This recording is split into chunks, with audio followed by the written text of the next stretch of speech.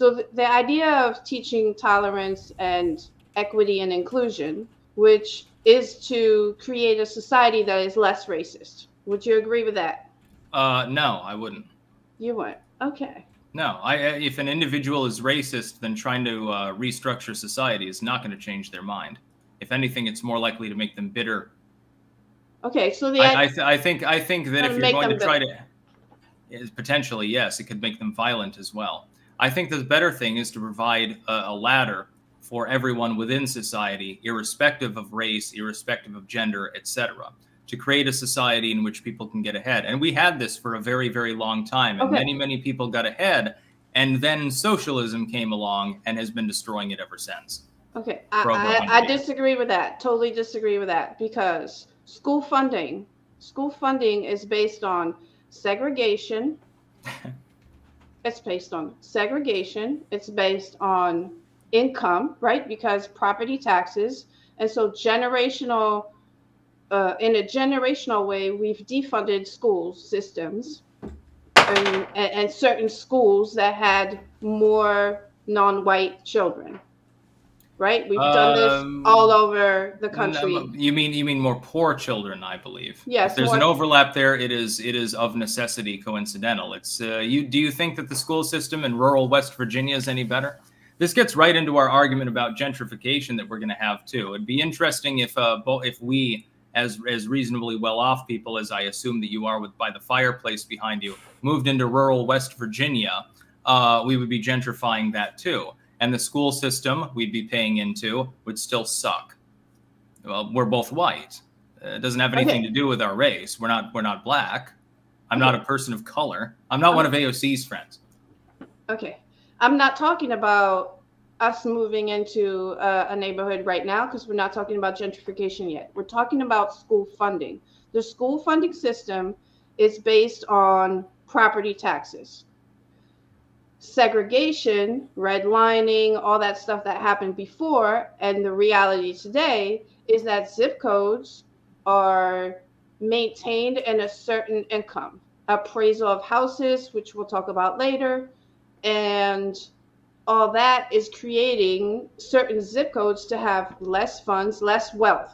Less wealth means less funding for school. Less funding for school means a different education system.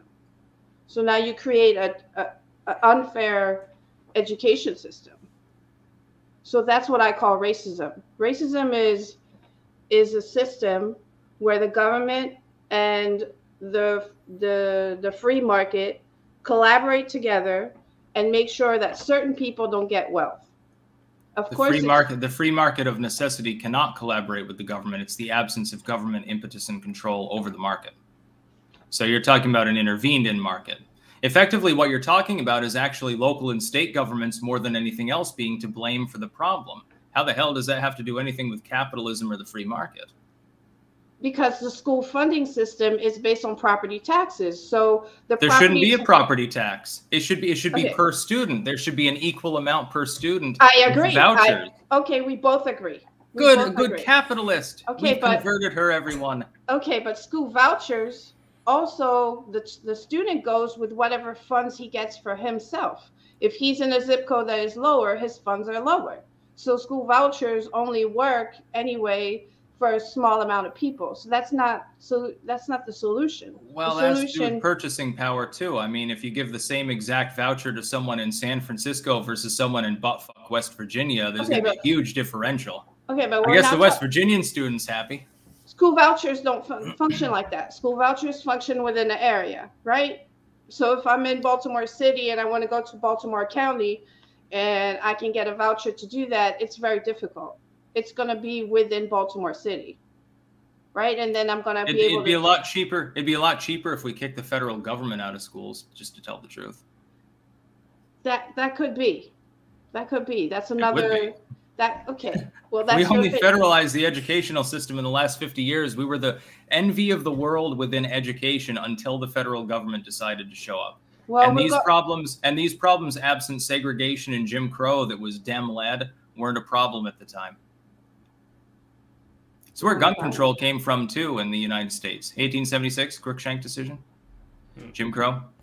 So if you were to get rid of all the government-related problems when we're talking about these accusations of racism going on, what would we be left with in terms of racism and unfairness? I mean, I'm not talking about individual racism because that's something that's tribalism is a human behavior, and so as long as people have fear of others, there's going to be individual racism. What I'm talking about is systemic racism. If you take the government out of it, I guess it doesn't exist anymore, right? Because the government is implementing this system. Yeah, the will of the tribalistic racist individuals is amplified by government, hence why we should abolish most of the functions of government. Okay, you're a good libertarian now, Laure.